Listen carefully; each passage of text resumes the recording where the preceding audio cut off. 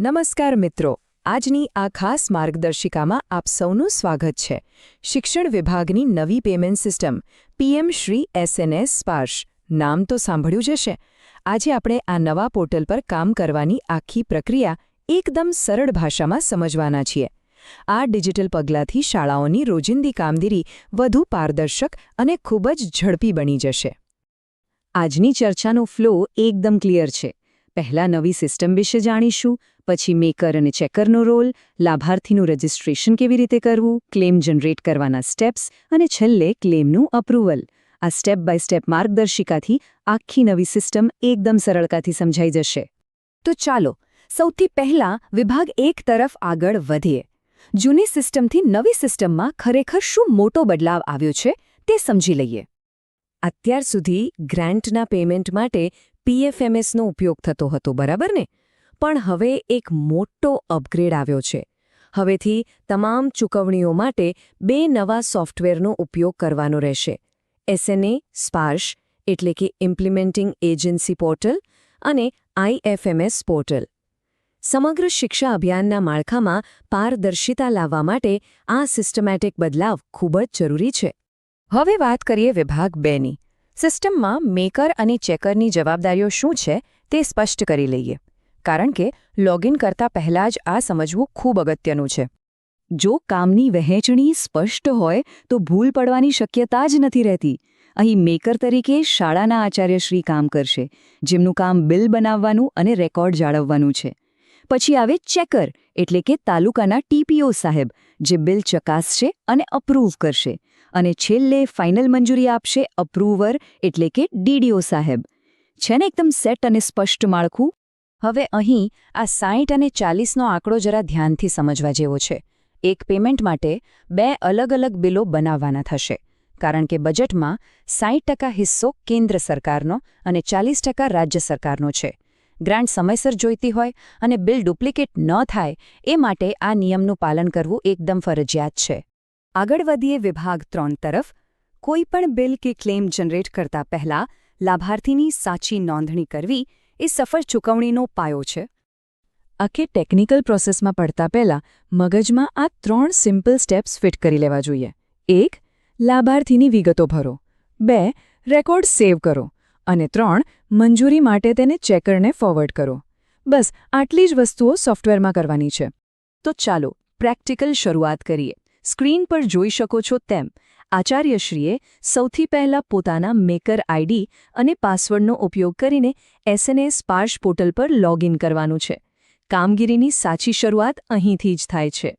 Login કર્યા પછી beneficiary registration form ખુલશે. હવે અહીં ખાસ ધ્યાન આપવા જેવું છે.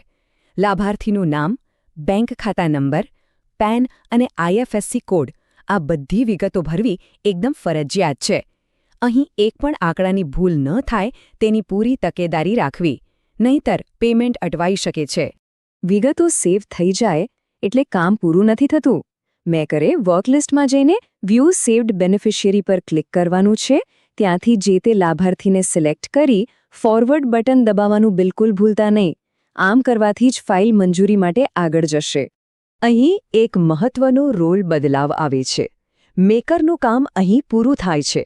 હવે ટીપીઈઓ સાહેબે પોતાના ચેકર આઈડીથી લોગિન કરવાનું છે. મેકર દ્વારા મોકલેલી બધી જ માહિતી બરાબર ચેક કરીને તેને ઓફિશિયલી અપ્રૂવ કરવાની જવાબદારી એમની રહેશે. હવે આવીએ આખી પ્રક્રિયાના હાર્દ સમાન વિભાગ 4 પર. લાભાર્થી રજીસ્ટર થઈ ગયા પછી હવે પેમેન્ટ માટેનું મુખ્ય બિલ એટલે કે ક્લેમ કેવી રીતે બનશે તે જાણીએ. ક્લેમ બનાવતા પહેલા આ 2 ઈડીપી કોડ્સ મગજમાં છાપી લેવા જેવા છે. જો વારંવાર થતો ખર્ચ હોય એટલે કે રિકરિંગ ખર્ચ તો કોડ વપરાશે 3135, અને જો કોઈ નવી મિલકત કે નોન રિકરિંગ ખર્ચ હોય તો 6001 અથવા 6000 કોડ લાગશે. આ કોડની પસંદગી સાચી હોવી અત્યંત અગત્યનું છે. બિલ બનાવવા માટે મેકર પોતાના આઈડીમાં જઈને મેન્યુમાંથી એડમિન પર ક્લિક કરશે. ત્યાંથી ક્લેમ જનરેશન અને પછી જનરેશન વિકલ્પ સિલેક્ટ કરવાનો છે. નવો ક્લેમ બનાવવાનો આ જ સીધો રસ્તો છે.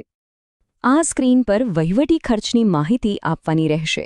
અહીં મધર સેન્ક્શન નંબર અને બજેટ કોડ એકદમ સાચો પસંદ થયેલો હોવો જોઈએ. ખર્ચના પ્રકાર પ્રમાણે સ્ટેન્ડિંગ ચાર્જીસ કે ડેવલપમેન્ટ ચાર્જીસ જે લાગુ પડતું હોય તે યોગ્ય રીતે સિલેક્ટ કરી લેવાનું છે. અને જુઓ, આપણે હમણાં જ પહેલા EDP કોડ્સની વાત કરી હતી ને, તે કોડ અહીં આ ડ્રોપડાઉન મેનુમાંથી સિલેક્ટ કરવાના છે. ખર્ચ મુજબ સાચો કોડ પસંદ કરી ક્લેમમાં એડ કરવાનો છે. હવે વારો આવે છે રકમનો. રિકરિંગ અથવા નોન રિકરિંગ ખર્ચની જે પણ કુલ રકમ હોય, એટલે કે ગ્રોસ અમાઉન્ટ, તે અહીં દર્શાવેલા બોક્સમાં બરાબર ટાઈપ કરી દેવાની રહેશે. રકમ લખાઈ ગયા પછી જે લાભાર્થીને પેમેન્ટ આપવાનું છે તેને લિસ્ટમાંથી સિલેક્ટ કરી એડ કરવાનું છે. અહીં એક નાનકડી પણ મહત્વની વાત, સ્ક્રીન પર એક પ્રોમ્પ્ટ આવશે. ત્યાં યસ આપીને સિલેક્શનને ફ્રીઝ કરવાનું ચૂકાય નહીં. આનાથી તે ચોક્કસ ક્લેમ માટેનો ડેટા લોક થઈ જશે. બધું ફાઇનલ કરતા પહેલા અહીં થોડીવાર અટકવું અને ડેટા ચકાસવો અત્યંત આવશ્યક છે. એકવાર ફરીથી નજર ફેરવી લેવી, bank account number, IFSC code અને નેટ એમાઉન્ટ આ બધું જ બરાબર છે ને, ક્રોસ વેરીફાઈ કરવું હંમેશા હિતાવહ છે. બધી જ માહિતી સાચી હોય તો હવે ક્લેમને સેવ કરી લેવાનો છે. અને હા, સેવ કર્યા પછી વિલંબ કર્યા વગર તેને તરત જ ચેકરના ID પર ફોરવર્ડ પણ કરી દેવાનો છે. અને હવે આવીએ આપણા છેલ્લા પડાવ પર, વિભાગ 5, ક્લેમની અંતિમ મંજૂરી. ચાલો જોઈએ, આ આખી ગ્રાન્ટ સાયકલ પૂરી કેવી રીતે થાય છે. બધું ડિજિટલ થઈ ગયું એનો અર્થ એ નથી કે ફિઝિકલ ફાઇલો ભૂલી જવાની. આ એક બહુ જ અગત્યનો ઓફલાઈન સ્ટેપ છે. સિસ્ટમમાં ચેકર ક્લેમ અપ્રૂવ કરે એટલે મેકરે ફરી લોગિન કરીને એ ક્લેમની પ્રિન્ટ કાઢવાની છે.